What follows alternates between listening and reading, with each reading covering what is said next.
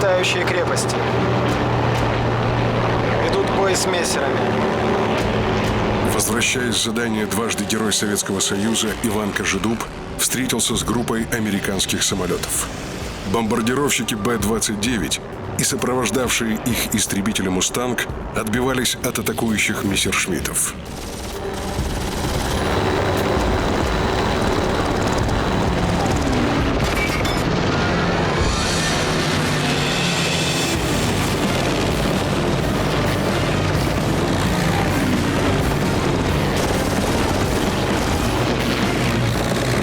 Что, не видишь, кого ты стреляешь?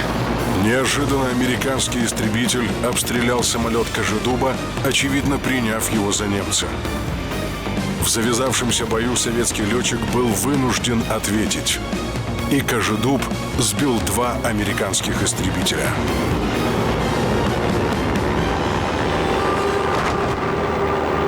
Ну все. Устроят мне по 1 число.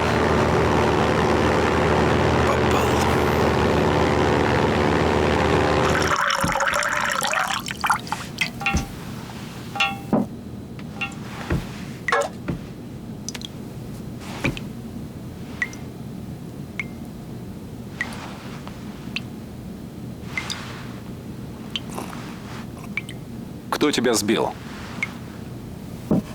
So, who shot it down, soldier? Focke-Wulf. With the red news. Фокке-Вульф с красным носом. С красным носом. Наверняка с голубыми глазами. Видать, Фокке-Вульф пил много. Отличная работа, а? Павел Федорович. Да уж. Виноват, товарищ генерал. Так что, Фокер с красным носом? Товарищ полковник, так что я иду тихо, никого не трогаю. Сели на хвост. Показываю, свои же. Куда? Куда вы прете? Знаешь, Ваня,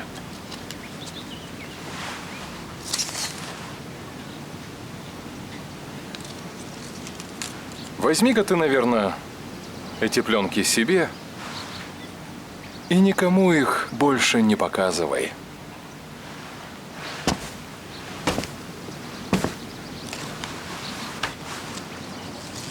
Спасибо, товарищ генерал. Вань, эти победы в счет будущей войны. Разрешите идти? Идите.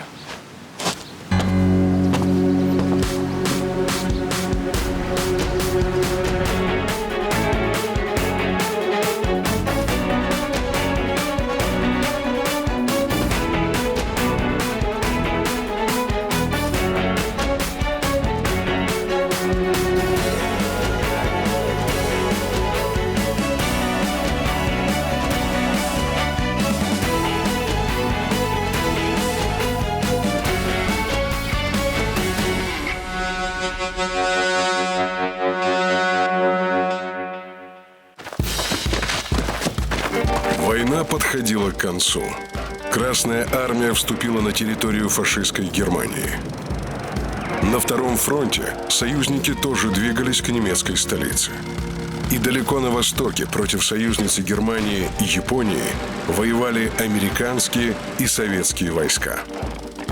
В феврале 1945 года в Крыму, в Ялте встретились главы 3 союзных держав: премьер-министр Великобритании Черчилль, президент Соединенных Штатов Америки Рузвельт и председатель Совета народных комиссаров СССР Сталин. 8-дневные переговоры в Крыму завершились подписанием общего коммюнике. В частности, в соглашении о Японии и Китае говорилось: руководители 3 великих держав Советского Союза, Соединенных Штатов Америки и Великобритании согласились в том, что через 2-3 месяца после капитуляции Германии Советский Союз вступит в войну против Японии на стороне союзников при условии возвращения Советскому Союзу южной части острова Сахалин и всех прилегающих к ней островов. Между Сталиным и Рузвельтом произошел следующий диалог. У меня есть один вопрос, о котором я хотел бы переговорить с маршалом Сталиным. Это вопрос о Корее. В Тегеране я говорил об учреждении опеки над Кореей. Встает вопрос, кто должен быть попечителем. Я думаю пригласить в качестве попечителей Китай, Советский Союз и Америку. Не будет ли это протекторатом? Ни в коем случае. Попечители помогут корейцам управлять своей собственной страной, пока они не будут готовы к самоуправлению. Не придется ли вводить в Корею войска? Нет. Против осуществления предложения, сделанного президентом, у меня нет возражений. Чем короче будет срок попечительства, тем лучше. Но уже в июле 1945 года на Потсдамской конференции новый президент США Гарри Трумэн занял по отношению к СССР более жесткую позицию. Стремление Советского Союза отгородиться от капиталистического мира буфером государств с коммунистическим режимом настораживало Запад. И США, и Великобритания воспринимали распространение коммунизма как опасность номер один. Чтобы упрочить свою позицию на переговорах, Трумэн сообщил Сталину только что полученную от военных информацию. У США есть оружие необыкновенной разрушительной силы. Могло показаться, что в руках союзников появилось новейшее оружие для борьбы с оставшимися противниками в войне, но Сталин понял, что эта бомба нацелена на Советский Союз.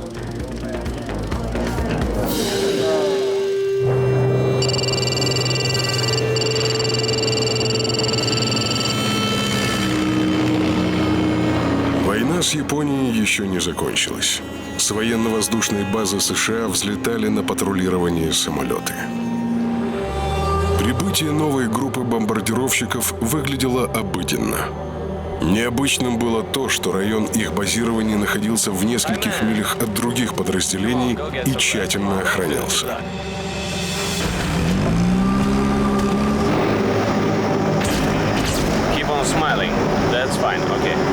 6 августа 1945 года в час 45 бомбардировщик Боинг-29 Энола Гей полковника Пола Тибетса поднялся с базы Тиниан. В группе с ним следовали запасной самолет, 2 контролера и 3 разведчика. Через 6 часов самолеты достигли японского города Хиросима. Боинг, пролетая над центром города, в 8:15 сбросил свой груз. Через 45 секунд на высоте 600 метров произошел взрыв атомной бомбы «Малыш», эквивалентный 13 тысячам тонн тротила.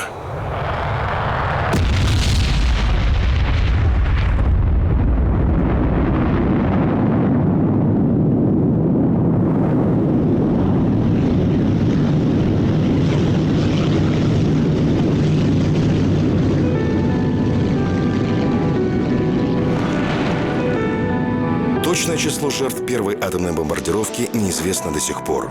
В первые минуты после взрыва в Хиросиме погибли более 80 тысяч человек.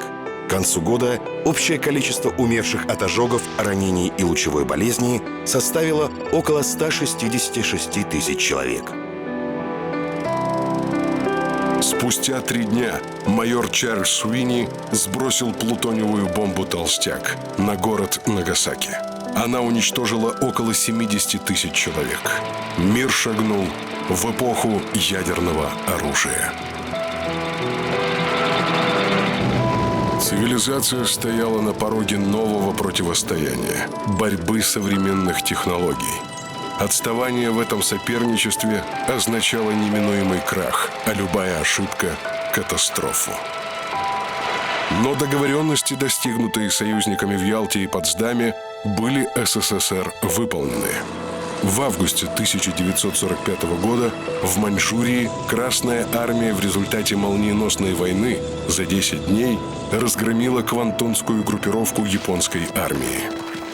Американцы выступили с новым предложением. Соединенные Штаты не вмешиваются в действия Советского Союза в Маньчжурии. СССР получает Курильские острова, но не высаживается, как планировалось, на остров Хоккайдо. Территория японских островов остается в сфере влияния США. Капитулировавшая Япония утратила свое господство и в Корее. По договору между союзниками по антигитлеровской коалиции страна разделялась на две части демаркационной линии по 38-й параллели. Сталин этот проект одобрил. Север оставался в советской зоне ответственности, а юг – американской. 38-я параллель до сих пор является границей между Северной и Южной Кореей. В 1945 году на севере страны проживало чуть больше 10 миллионов жителей, на юге – около 20 миллионов. В южной части Кореи в мае 1948-го было сформировано правительство Республики Корея. В северной части в сентябре провозглашена Корейская Народно-Демократическая Республика. После окончания войны 18 августа 1945-го летчик Иван Кожедуб за высокое воинское мастерство и личное мужество был удостоен 3-й медали «Золотая звезда». Кожедуб Иван Никитович. Трижды Герой Советского Союза. На фронт попал лишь весной 1943 года, начинал воевать на истребителе Ла-5. За годы войны, совершив 330 боевых вылетов, ни разу не был сбит. Уничтожил 62 немецких самолета, став лучшим асом антигитлеровской коалиции. За время войны летчики 176-го гвардейского истребительного авиационного Проскуровского полка совершили 9450 вылетов. Воздушные охотники провели 750 боев, сбили 389 самолетов противника. Но праздничная эйфория рассеялась. Все чаще звучал вопрос, что дальше. Было очевидно, вооруженные силы сократят. Многие хотели уволиться из армии, поступить в институт, но значительная часть не мыслила своей жизни без авиации. Летчики понимали, приобретенный в боях с Люфтваффе опыт еще может пригодиться. Окончание Второй мировой войны, несмотря на подписанные соглашения, не стабилизировало отношения между бывшими союзниками по антигитлеровской коалиции. В оккупационной зоне СССР быстрыми темпами шло создание просоветских режимов. В Польше коммунисты взяли власть в свои руки еще в июле 1944-го. В Югославии и Албании в 1945-м. К 1949 году к ним присоединились Болгария, Румыния, Чехословакия, Венгрия и Северная Корея. 1 октября 1949 года в Пекине была провозглашена Китайская Народная Республика, а 7-го в советской зоне оккупации Германская Демократическая Республика. Распространение коммунистических идей категорически не устраивало Запад. В то же время военное превосходство оставалось за США, имевшими в своем арсенале ядерное оружие. Между бывшими союзниками нарастало напряжение. 5 марта 1946 года Уинстон Черчилль в Фултоне произнес знаменитую речь. В противовес советскому железному занавесу в Европе Черчилль призвал создать англосаксонский военный союз. День 5 марта 1946 стал датой начала Холодной войны, растянувшейся на 50 лет. Советский Союз оказался втянутым в гонку вооружений. Требовалось как можно быстрее создать собственную атомную бомбу и средства ее доставки в любую точку мира. Второй задачей стало формирование эффективной противовоздушной обороны, способной своевременно устранять угрозу безопасности страны. Американской техникой вооружили 2 советских полка. Но нести атомную бомбу эти самолеты не могли. Единственным носителем ядерного оружия оставался американский Боинг-29. Боинг-29, Б-29, Суперфортресс, суперкрепость. Американский стратегический бомбардировщик. Имел рекордную для своего времени грузоподъемность – 9 тонн. Максимальная скорость – 586 км в час. Максимальная дальность полета – 6760 километров. Именно Б-29 сбросил ядерные бомбы на японские города Хиросима и Нагасаки. Через 2 недели после окончания войны Месищев, главный конструктор завода в Казани, предложил скопировать Б-29 своими силами. Сталину предложение понравилось.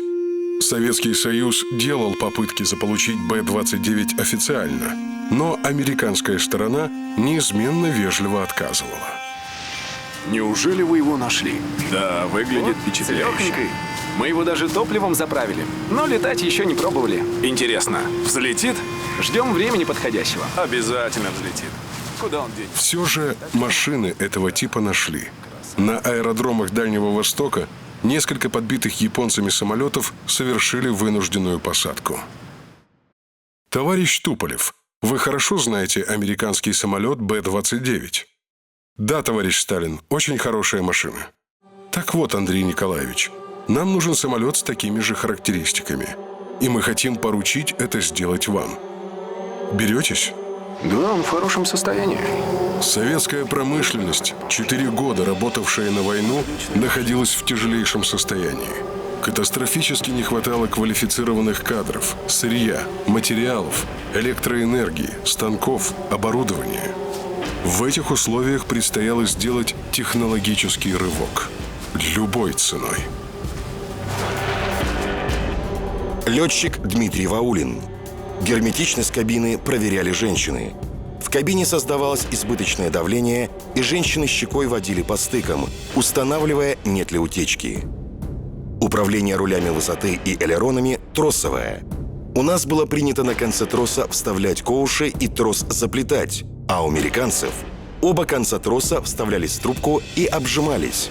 Причем при проверке на разрыв трос рвался, но из трубки не выползал.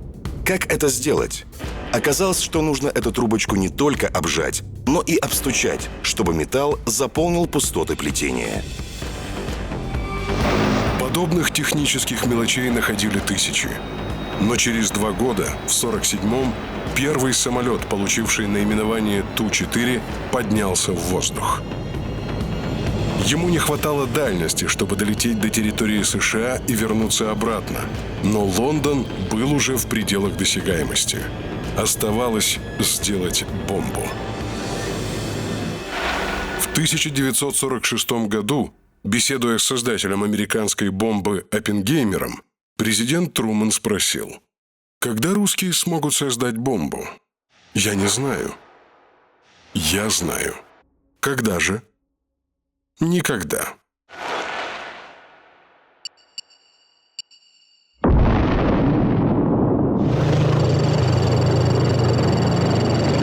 Самолет специальной метеорологической разведывательной службы США в районе Камчатки взял пробы воздуха.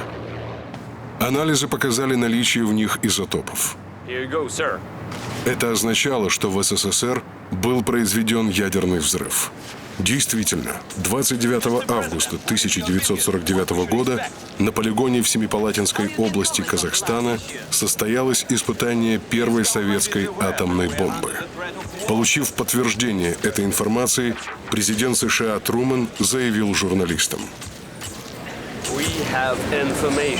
«Мы располагаем данными о том, что в течение последних недель в Советском Союзе произошел атомный взрыв. С тех пор, как атомная энергия была высвобождена человеком, следовало ожидать соответствующего развития этой новой силы другими нациями».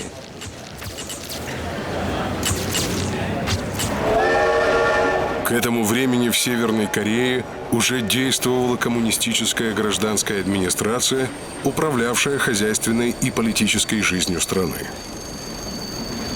В страну возвращались и советские корейцы, и жившие в эмиграции корейские коммунисты. Из Владивостока на пароходе «Пугачев» прибыл в Корею и капитан советской армии Ким Ир Сен. Он получил назначение в Пхеньян на должность помощника коменданта города. Ким Ир Сен. Настоящее имя Ким Сон Джу. Участник партизанского движения в Маньчжурии. В 1940 году с остатками отряда прорвался на территорию СССР. Служил в Красной армии. В В 1945 году при содействии советского руководства возглавил Временный народный комитет Северной Кореи. Генеральный секретарь ЦК Трудовой партии Кореи и вплоть до своей смерти президент Корейской Народно-Демократической Республики. При жизни официально именовался «Великий вождь, солнце нации, маршал могучей республики». Вторым президентом Северной Кореи стал его сын Ким Чен Ир. Оккупировавшие Южную Корею американцы прежде всего разогнали созданное левыми националистами правительство. Генерал Дуглас МакАртур предложил на роль руководителя страны гражданина США Ли Сен Мана. Ли Сен Ман в 1897 году за выступление против правительства был арестован. В 1904 эмигрировал в США. Требовал передачи Кореи под опеку США. В годы Второй мировой войны выступал против сотрудничества США с Советским Союзом. Был провозглашен президентом Корейской Республики заочно. В США занимался сбором денег в пользу оккупированной Кореи, но был обвинен в их растрате. В 1948 году избран президентом Республики Корея, ярый антикоммунист.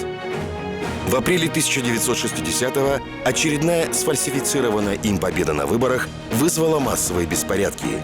Эмигрировал на Гавайи, где и скончался. Ли Сен Ман раньше своих американских хозяев озвучил идею создания на территории Кореи сепаратного государства. Вашингтон тоже видел всю Корею зоной собственного влияния без участия СССР. Однако в оккупационной американской части возрастало сопротивление, расширялось партизанское движение. Ким Джун Су, житель корейской деревни в окрестностях горы Хэбэксан. Днем мы жили в демократической и антикоммунистической республике Корея, а ночью — в коммунистическом государстве, так как власть партизан по ночам была не меньшей, чем власть полиции днем. 10 мая на юге под наблюдением комиссии ООН состоялись первые в истории Кореи всеобщие выборы. Результаты их более чем сомнительны. В течение 6 недель перед выборами 589 человек было убито и 10 тысяч арестовано. Но Ли Сен Мана провозгласили президентом. Формировались новые структуры власти и на севере. К февралю была создана Народная армия. 8 сентября принята Конституция страны. Столицей объявлялся Сеул, город, находящийся на территории Южной Кореи. 38-ю параллель, как границу двух стран, не признавали ни Ли Сен Ман, ни Ким Ир Сен. Столкновения на границе учащались, и дело явно шло к войне. Появление в СССР атомной бомбы и самолета, способного доставить ее к цели, упрочили положение советского государства. Одновременно создавалась и система противовоздушной обороны СССР. Лучшие истребительные части привлекались для защиты неба страны. Еще в августе 45-го 176-й истребительный полк, в котором воевал Иван Кожедуб, перебазировался на подмосковный аэродром «Теплый стан». В мае следующего года полк вошел в состав 324-й истребительной авиационной дивизии ВВС Московского военного округа. И затем в течение 5 лет летчики полка участвовали во всех воздушных парадах, проводимых в столице. А Иван Кожедуб сразу после войны поступил в военно-воздушную академию. Герой был на расхват. Его приглашали на встречи, юбилеи, многочисленные вечера. Будучи добрейшим человеком, он отказать не мог. И тем не менее, Кожедуб, благодаря поддержке жены Вероники Николаевны, с честью прошел и это испытание. И академию успешно закончил. В 1947 году 176-й полк получил новый истребитель Ла-9. Хотя к этому времени уже полным ходом шла работа над созданием нового истребителя. Истребителя реактивного.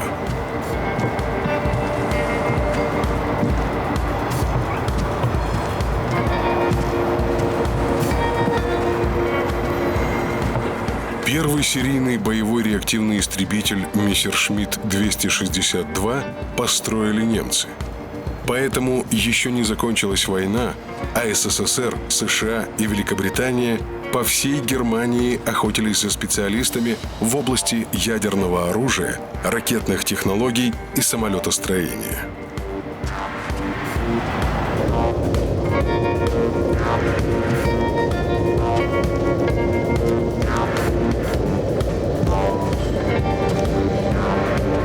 В ночь на 22 октября 1946 года более 2000 специалистов в области самолетостроения отправились на восток.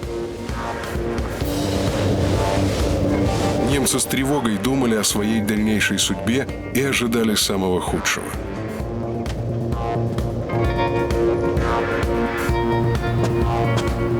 Но прибывших в Подберезье конструкторов поразила тщательность, с которой была воссоздана обстановка их офисов и мастерских. Даже пепельницы и календари, доставленные из Германии, заняли свои места.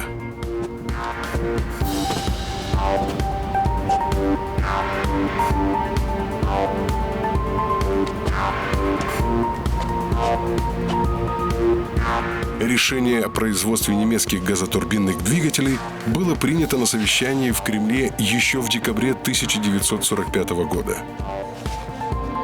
На советских заводах двигатели BMW и Юнкерс выходили под обозначениями РД-20 и РД-10.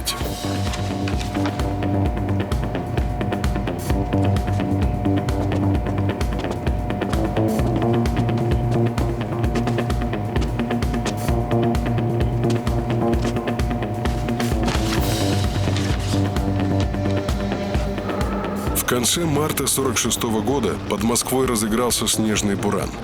В поселке Жуковский замело все дороги. Грузовики, идущие в летно-исследовательский институт, буквально ползли по трассе. В кузовах они везли части нового истребителя конструкторского бюро Микояна и Гуревича. Новую машину тщательно собрали. Ребята, кати стременку. Вместе со специалистами института ее изучал и летчик-испытатель Алексей Гринчик.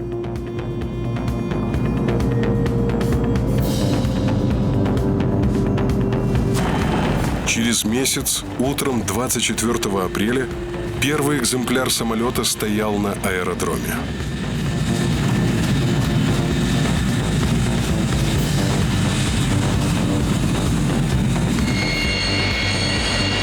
Первый. Я Сокол. Разрешите взлет? Сокол, взлет разрешаю. 11 часов 12 минут. Взревел двигатель. И Алексей Гринчик поднял в небо первый отечественный реактивный истребитель И-300, будущий МиГ-9 с двумя двигателями BMW.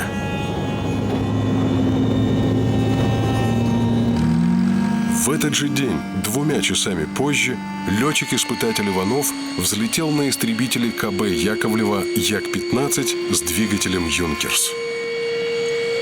Спустя год после окончания Великой Отечественной войны советская истребительная авиация вступала в реактивную эру.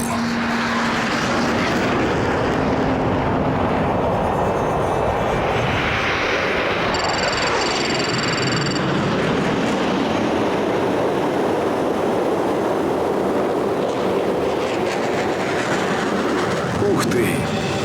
Вот это класс! Да. В июле на аэродроме перед руководителями авиационной промышленности проходили показательные полеты реактивных самолетов. В небе на Як-15 работал летчик Иванов. Подобрано все хорошо.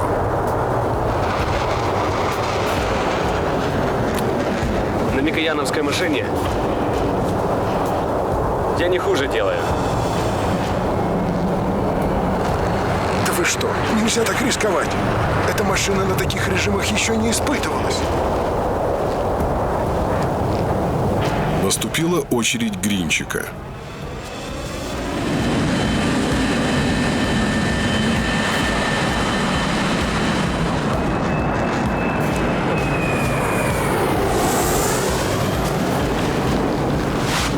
как? Отлично. Молодец. Полет приближался к концу, когда летчик вдруг заложил один крутой вираж,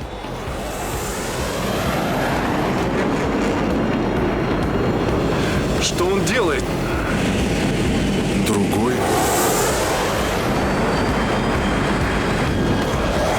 Летчик-испытатель Алексей Гринчик погиб. Но работа над самолетом и испытания продолжались. Уже в августе на празднике, посвященном Дню воздушного флота, над трибунами Тушинского аэродрома на высоте 400 метров промчался реактивный истребитель. Летчик-испытатель Шиянов впервые продемонстрировал публике самолет МиГ-9. В 1946 году приступили к серийному производству самолета, но в войсках его не любили из-за частых отказов двигателей и отсутствия катапульты. В США освоение реактивной техники также шло с трудом. Принятый на вооружение в 1947 году F-84 Thunderjet 2 года не мог считаться полностью готовым. Сказывались проблемы с конструкцией и двигателями. Летные испытания прошли формально, что при эксплуатации стало причиной многочисленных аварий. А у технического персонала самолеты Thunderjet получили прозвище «Кошмар механиков».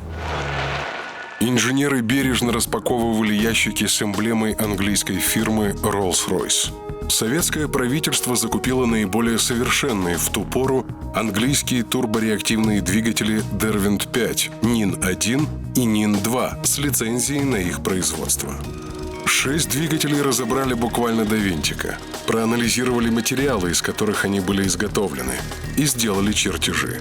Уже через 4 месяца новинку английского двигателестроения запустили в производство. Derwent выпускался как RD-500, а мощные NIN-1 и NIN-2 стали RD-45 и RD-45F. К концу года один из двигателей установили на самолет Микояна с рабочим названием И-310. До встречи нового 1948 года оставался один день.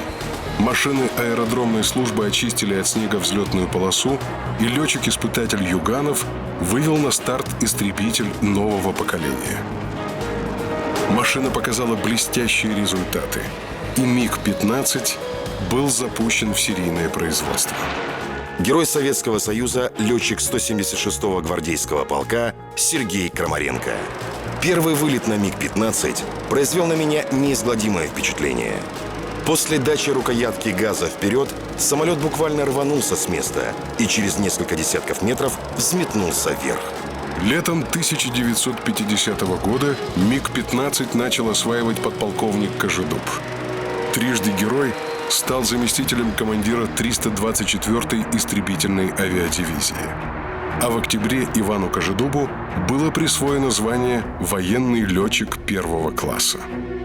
МиГ-15 стал самым массовым реактивным самолетом в истории мировой авиации. Состоял на вооружении 40 стран.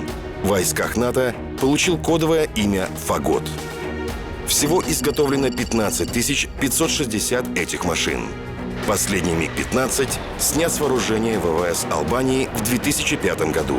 Удивительно, но самолет, разработанный в 40-е годы, прослужил более 60 лет. В Москву приехал вождь корейского народа Ким Ир Сен. На встрече со Сталиным он обсуждал вопросы экономического сотрудничества и открытия кредита. Но главным стал вопрос силового объединения полуострова. Сталин был осторожен. Я не могу сказать, что Север имеет абсолютный перевес над Югом, поэтому наступление на Юг невозможно. Позже Политбюро ЦК КПСС оценило план нанесения удара и освобождения Юга как нецелесообразный, чреватый долгой войной и иностранной интервенцией. В директиве послу СССР в Корее Терентию Штыкову отмечалось, что наступление не подготовлено ни с военной, ни с политической стороны, а частная операция будет, безусловно, рассмотрена как начало войны. Но события следующих недель, произошедшие на Дальнем Востоке, изменили расстановку сил. Гражданская война в Китае закончилась. 1 октября в Пекине была провозглашена Китайская Народная Республика. К власти пришла Компартия Китая во главе с Мао Цзэдуном. Правительство Чан Кайши под прикрытием войск США бежало на остров Тайвань. Вскоре лидер китайских коммунистов Мао Цзэдун прибыл в Москву. У СССР появился союзник на Дальнем Востоке. Правда, этому союзнику пока не хватало военной мощи.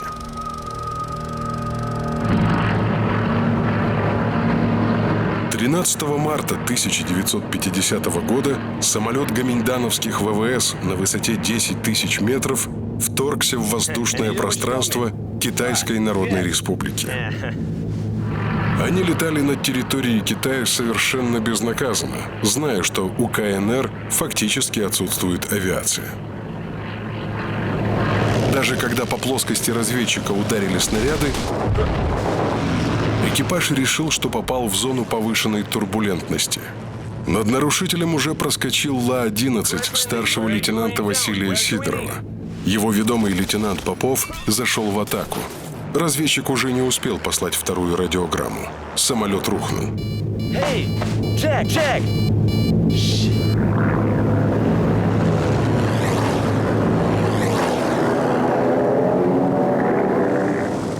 Своих военно-воздушных сил у Китайской Республики не было. Правительство КНР обратилось к Советскому Союзу за помощью в создании военной авиации. В марте в Китай прибыла советская 106-я истребительная авиационная дивизия. Летчик-истребитель Станислав Хваленский.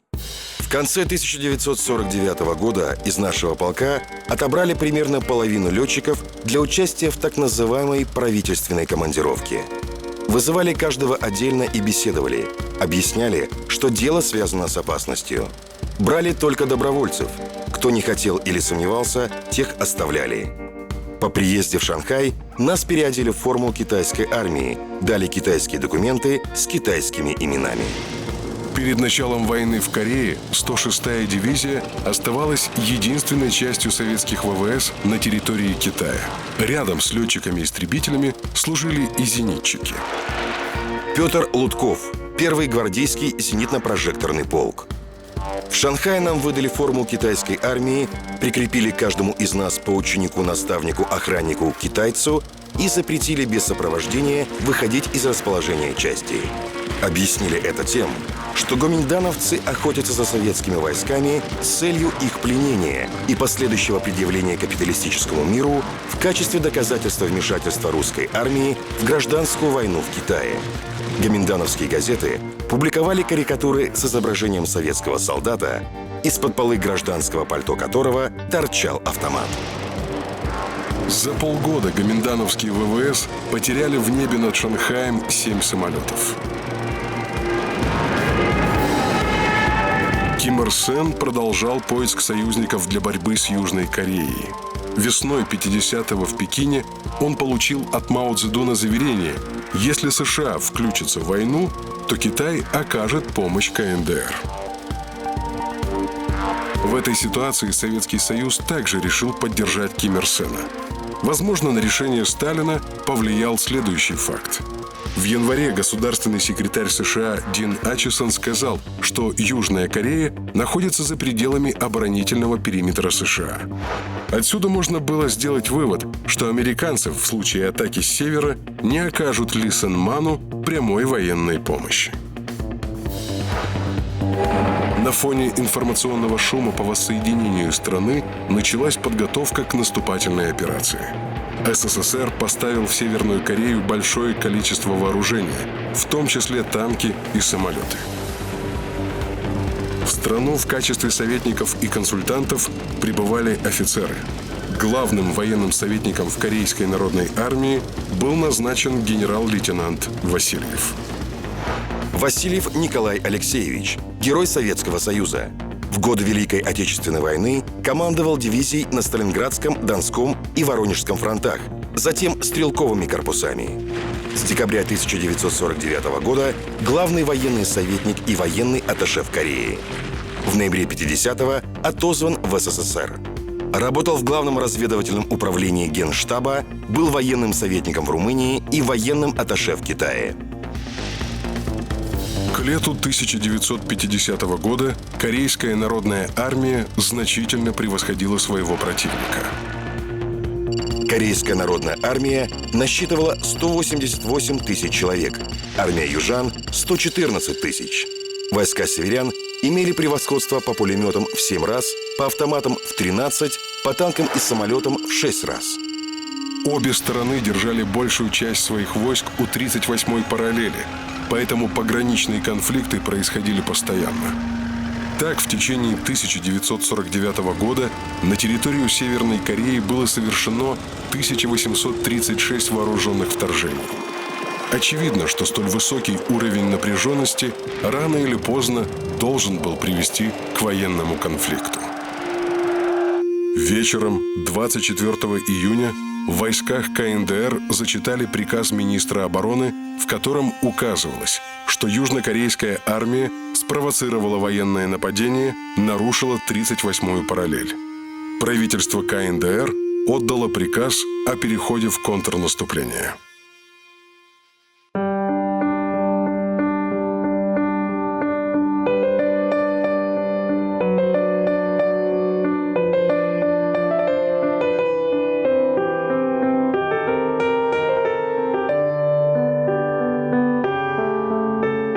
Воскресное утро 25 июня 1950 года. Для летчиков 176-го истребительного полка день был выходным. Жизнь в части шла по установленному распорядку. Зарядка, завтрак, полеты, отдых, занятия. Мирная жизнь налаживалась. Пилоты даже покупали машины в складчину.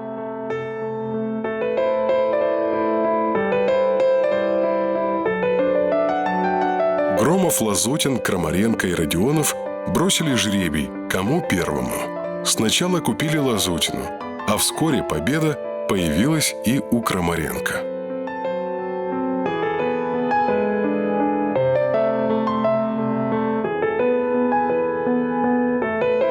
Но в обед радиоточки на столбах центральных улиц вдруг заговорили, как тогда, в 1941-м. Всем от Советского информбюро. В Корее началась война.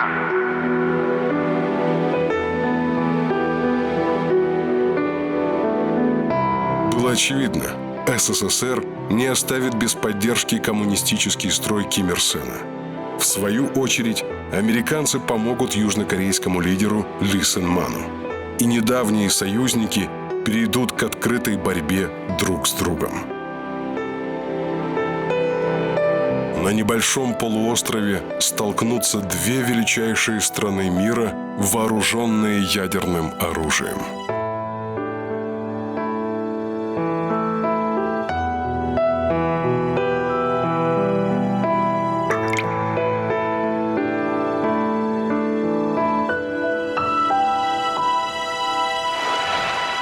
Американский пилот Б-29 Вейланд Майо. Идея вступления России в войну против нас рассматривалась как вполне реальная угроза. Наши экипажи прошли обучение и были готовы летать над Россией с ядерными бомбами.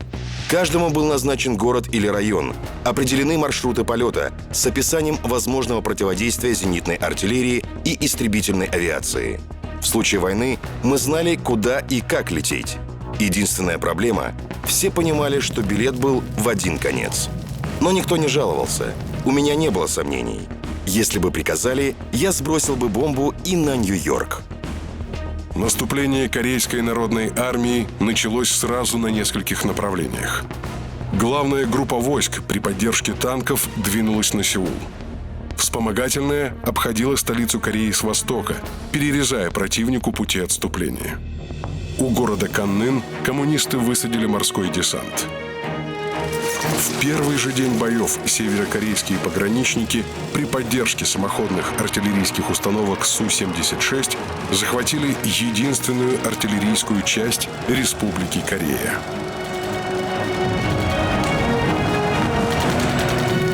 Глубокой ночью Ли Сэн Ман позвонил МакАртуру, командующему оккупационными войсками в Японии.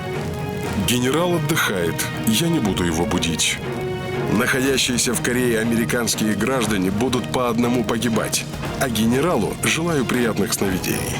Дуглас МакАртур, генерал армии США, фельдмаршал Филиппин, ярый антикоммунист.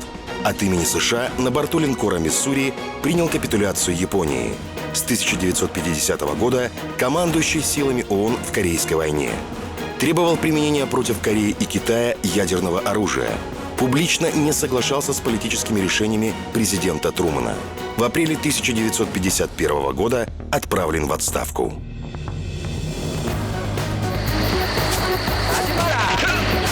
Западнее Сеула войскам Корейской народной армии удалось прорваться к реке Ханган, местами достигавшей 6 километров в ширину. Сеул также находился на этой реке. По единственному мосту из города уходили армия и мирное население. Саперы южан подготовили мост к взрыву, чтобы не дать войскам Ким Ир Сена захватить столицу с тыла и продолжить движение вглубь страны.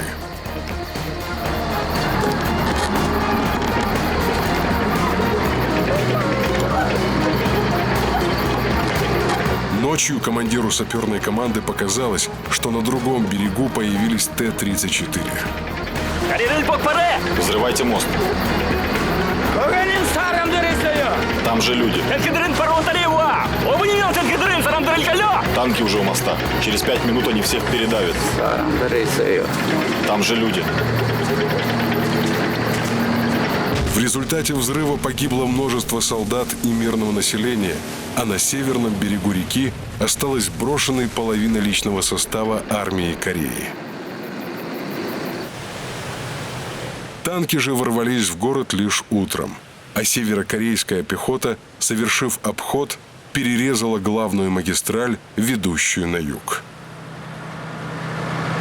Командир 105-й танковой бригады доложил о взятии Сеула. В этот же день в небе Кореи появились самолеты ВВС США. С авиабазы в Японии вылетела группа истребителей «Твин Мустанг». В бою с Як-9 северокорейских ВВС они сбили 3 самолета, потеряв 1. Чуть позже истребители «Шутинг Стар» отразили налет корейских Ил-10 на аэродром Кимпхо, сбив 5 самолетов. После взятия Сеула армия Ким Ир Сена остановилась. Военные действия возобновились только 5 июля. Пхеньяне ждали, что на юге начнется всеобщее восстание, с расчетом на которое и планировалась кампания.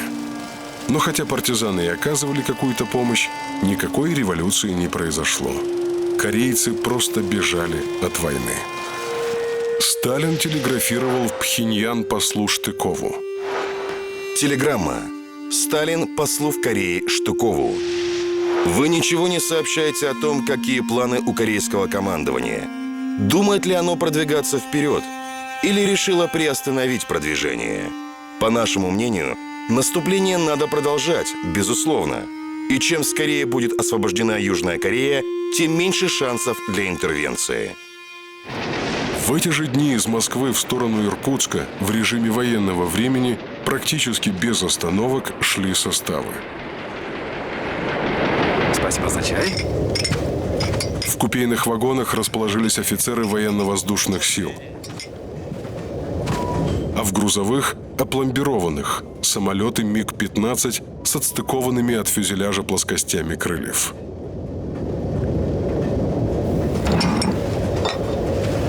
Чаек, парни.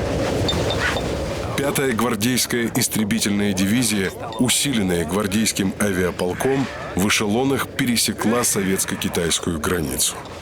В вагонах всех военнослужащих, от солдат до офицеров, переодели в китайскую военную форму.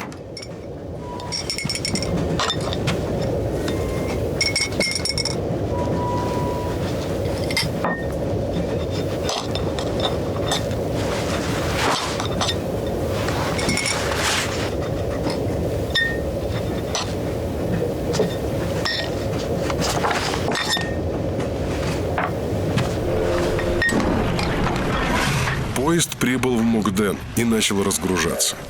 На аэродромах техники собирали самолеты. Ехали?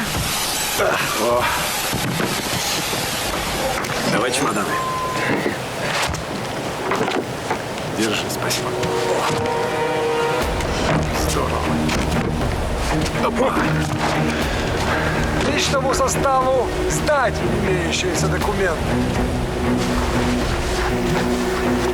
Взамен выдавали другие на китайском языке. В них значилось, что их предъявители – китайские добровольцы. 5-я дивизия стала 151-й гвардейской истребительной.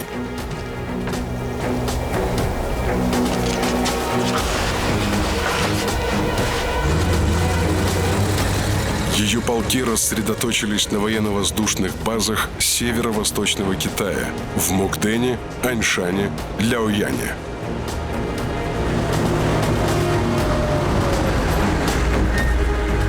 Две крупнейшие мировые державы, еще недавно громившие общего врага, встали на путь вооруженного противостояния. Гражданская война в Корее перерастала в крупный локальный конфликт, в который оказались втянутыми десятки стран. А советским и американским летчикам предстояло стать противниками. Над восточноазиатским регионом нависла угроза ядерной катастрофы. Сейчас согреемся.